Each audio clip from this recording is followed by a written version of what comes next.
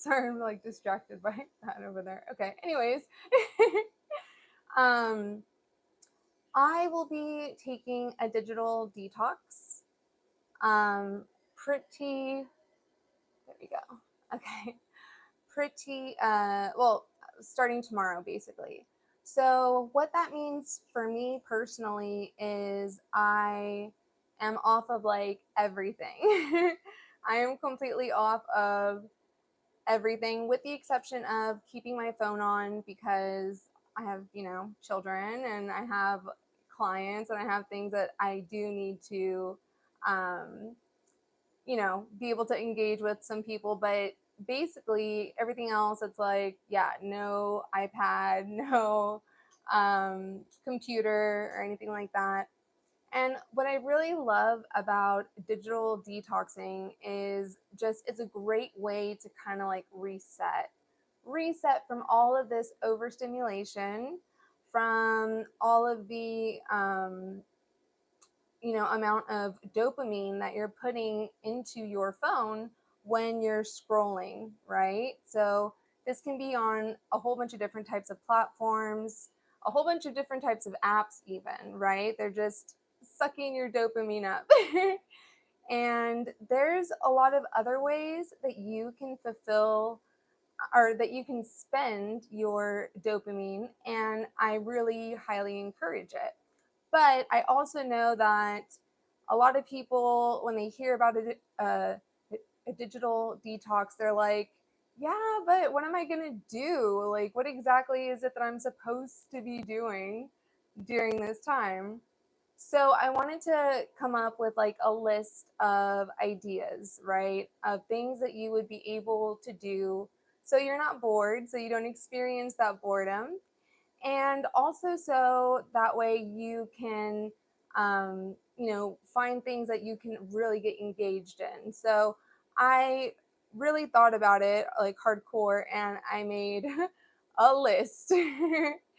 So first thing, right, is going outside, right? Going for a walk. The best time to do this, if you're going to do a digital detox, if you're going to do it in the morning, like only for a few hours, or whatever time you want to do it, but going for a walk when the sun is, already risen, but like has just risen, is the best time to do it. Also, usually it's a little bit cooler. It's, not yet hot if you're in a hotter climate or humid climate. So it makes it a lot easier to be able to, do that. You can go for a walk whenever you want, obviously. And I mean, you can do this in your neighborhood. You can do this on a trail. You can do this at a park, wherever it is. In fact, you can even just do it. Well, since we're talking about being outside, those are the places I would suggest that go for a walk. If you live in the city or in a city where there's a lot of people walking versus driving cars, there you go. Be out and be engaged and maybe be like a little bit more observant of people that are around you, things like that. Okay.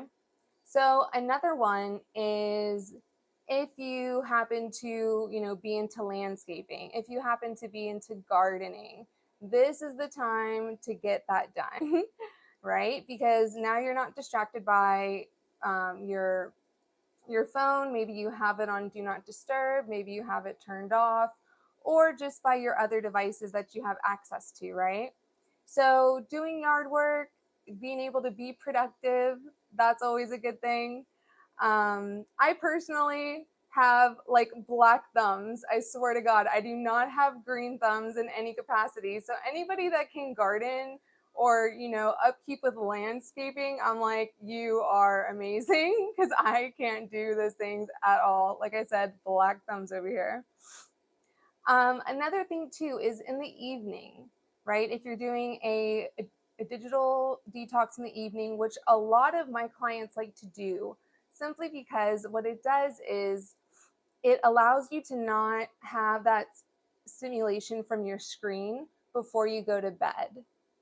But if you do want to engage and do something, you can always, from, if you have nice big windows, or if you need to go ahead and step outside, you can just go up and look at the sky, look at the stars, kind of think about like whatever it is you want to think about. But kind of engaging in that, right? Really kind of understanding that we are so small in comparison to the universe. That's always like a great thing to kind of think about. I wouldn't say like a meditate on per se, but definitely think about, right? So that way you have something that you want to do. Now, some people have like telescopes and stuff. That's your jam, engage. Do that. You use it. Look at the stars. Look at whatever you want. Anything to find a way to use your dopamine in a more productive way. And then an idea that my son had actually was going for a picnic. So you can do this alone, right? Or you can do this with people. It doesn't really matter. But I just thought that was such a sweet idea, like that's such a child mindset. That's so, just so cute. So going on a picnic, right? Taking whatever, foods and drink that you like, laying out a blanket, doing like an old school picnic. And I was like, oh, that is so cute that you thought of that. So I wanted to include that for him. Okay, so getting creative, right? So you can get into stuff like if you're into painting or drawing. I've talked about this before. I love doing diamond art, but yes, it's not at all the same as painting or drawing. But spending some time doing that, especially if it's a hobby of yours, especially if it's something that you excel in, then that's always good for your brain. That's always good for you, you know? Um, and then also, too, doing things around the house, that maybe like you have certain things that need fixing, right? Maybe you have like a wonky door. Maybe you have like a wonky bathtub that needs to, have sealant or whatever on it. Little like home projects that maybe you've been putting off, that now you have the opportunity and the time to do and be, have this time to be productive if you so choose.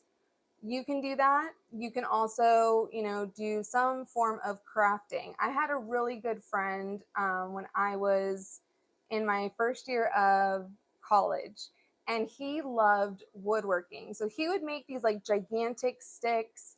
He would use this, like, I guess, like a soldering thing, and it would just be the most beautiful designs. And they were virtually like walking sticks, right? So I just thought that was so cool. To me, that's almost like a form of crafting, right? Doing something where you're making something, where you're creating something, engaging in the creative side of yourself.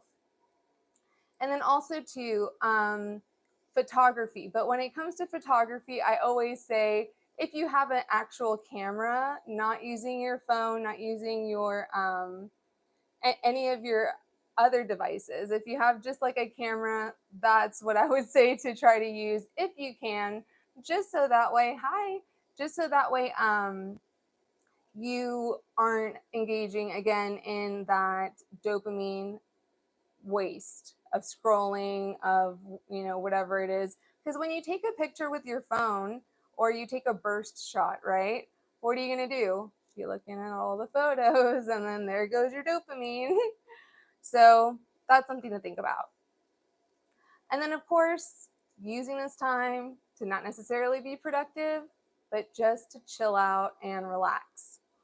So, doing yoga, right? Yoga can be incredibly relaxing. It can also be a workout. It just depends. But doing maybe like a restorative yoga, you can find so many videos on restorative yoga on YouTube. And they are really, really good. Again, great for relaxing, great for kind of getting a little bit of that flexibility stuff in, but really more to just kind of ease tension that you may have or have been experiencing.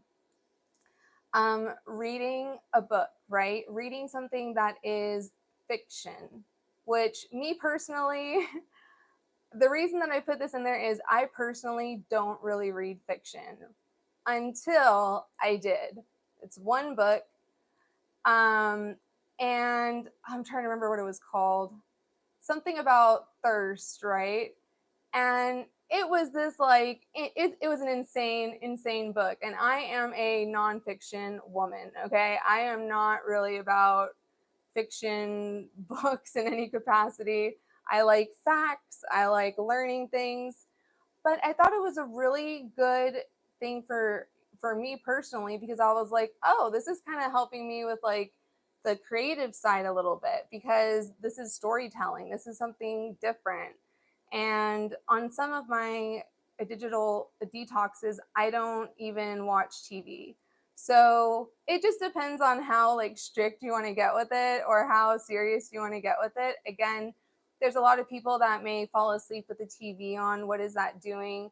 The light that the TV emits is actually bad for sleep. You don't get into those nice like deep waves, like, maybe not gamma waves, but you don't get into the theta waves. You don't get into all of that because you have not only that light, but your dreams will be affected because of the sound. And I was a huge person on watching TV as I go to sleep. And I've stopped that, I'll be honest with you, pretty recently.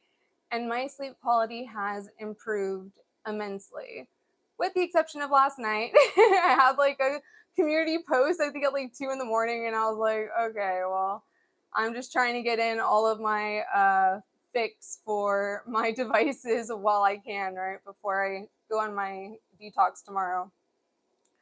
So, practicing breath work, that's another one, right? So, simply just nice deep inhales and then exhalations that are longer than your inhales, okay? What that does is send a message to your parasympathetic nervous system for you to chill the hell out, okay? Also, you can try other types of breathing techniques. In pranayama yoga, there is closing one nostril for an inhale, then exhaling through the other nostril. So you can always try that. And again, this is all for like relaxation. This is all for just kind of chilling out. And I'm sorry, I have my notes down here, so that's why I'm like, and it's on my my iPad. I told you I'm trying to get in as much as I can before I go on my detox tomorrow. Okay, so something else that can be done is physical activity, right? So exercising, that can be, lifting weights, that can be just doing like a body weight type of workout, right? So getting in exercise and getting dopamine rather than spending it, getting all of those good hormones for your body instead of like spending them, but receiving them, being in a place of receiving, which is what I like. Another thing too that I thought of, but that's because I have a pool where I live, is going for a swim, and especially right now. So I live in Texas. It's incredibly hot, and when you live in a hot climate, you know exactly what it feels like. Especially if you live in a hot and a humid climate, you know exactly what I'm talking about and what it feels like. It feels awful sometimes. So, getting to jump into the pool, swimming laps, even, again, as a form of exercise, right? So, swimming laps, that's something I really enjoy doing. It's really awesome cardio, and I like to make a game with my son, right? So it's called Torture Mommy. And what he does is he'll swim across. Hi, Danny. How are you? Oh my God, it's so good. I'm so glad you're on. That's amazing. Um, so it's called Torture Mommy, right? And in Torture Mommy, my son will swim like just across the pool once, and then I have to swim across the pool 3 times. And so, and as it increases, if he wants to do 2, like go across twice, then I have to, up how many times I'm going as well. So that's what we do in the pool. And it's also a way to trick him into exercising a little bit. um, if you like to go hiking, right? So, not just walking, but if you enjoy going hiking, that is definitely something that you can do, right? Finding hiking trails, looking it up, seeing what's local, and then just going. Again, I would suggest going in the morning. Oh, thank you so much for the like. I appreciate that so much. It's so sweet. Um, I highly suggest it because, again, we're still in, at least here in Texas, we're in the summer months. So it's like, yeah, let's try not to do anything in the afternoon. In the afternoon, I mean, it's been hitting like 105, 106 degrees. It's been crazy. And then the other thing, too, of course, is playing sports. So we have a basketball hoop. Actually, we have one in the pool as well as just like a regular one in the driveway. And that is a great thing to do. Again, just be careful as far as when it comes to heat and all of those things. If you live in a cold climate, then I am so very jealous of you, especially if it's a dry, cool climate. Oh, yeah, no, basketball is great and it's fun too because you can get like your friends together or you can just shoot hoops alone, right? It's one of those things where either way, because obviously even during a detox you are still going to have your phone, right? Because you have to be able to stay in contact with other people. So for calls and stuff like that, that's where I'm like, of course, yeah, I'm gonna use my phone. But for other stuff, I kind of it just depends on what it is, and if it's absolutely essential. Just so that way, again, I'm not spending my dopamine. I am like getting it. But basketball's fun. You can play games like horse if you have children or anything like that. I have found that to be incredibly effective with both of my kids, even though my youngest doesn't really understand what we're talking about, but it's fine. Okay, so you can also take this time because remember, you're also like having all this extra time from being on your device. Knockout or around the world game. What is that? Could you share more about that with me, please? I haven't heard of that. Okay, I'll give you a sec to kind of like type that up for me, just because I've never heard of either of those. So I would like to know so that way I can implement them for me. Yay! And not for me, but for my boys. Um, so engaging in hobbies, right? So this could be something like cooking. A lot of people are not big on cooking. A lot of people are kind of like, yeah, no, I'm good, right? Um, but when you want to like maybe try something different, instead of going out to eat, instead of doing something like that, unless that's something that you prefer to do, then by all means do it. But I just find that when you're cooking your own food, it's almost like your energy is going into it. And so it almost seems like when you're consuming it, you're able to absorb the nutrients better, which might sound a little bit out there, but that's just what I think and what I believe. Another thing, too, is, doing something like playing an instrument. I don't know if anyone is musical, right? But if you are, playing an instrument or even singing, which I was actually doing that today. That's why my voice might be a little bit off. I literally got on my iPad and did the like sing option on Apple Music, and I was singing for like over an hour. Now, I was trained in singing when I was younger, just like I was trained in dance. So those two things are something that I still love to engage in myself.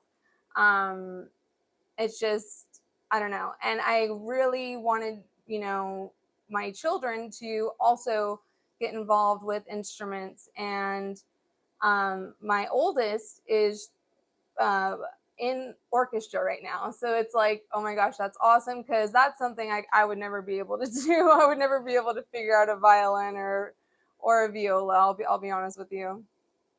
But even singing, right? So just that kind of lets out some stuff, especially like if it's a rap song. Like I was straight up rapping earlier today. It was so funny. I had my noisemaker. I put it on super loud so that way like no one would hear me rapping. It was awesome though. It was awesome for like releasing, some just like pent up stuff or whatever, I guess. But yeah, it was a lot of fun. I enjoyed it. And then another thing too is reading a physical book. So I kind of talked about this already, getting into fiction, just so that way you're kind of like thinking about something else. You're being entertained. I like to learn. I like nonfiction, but at least with fiction books, when you find the right one for you, the right kind, I can't tell.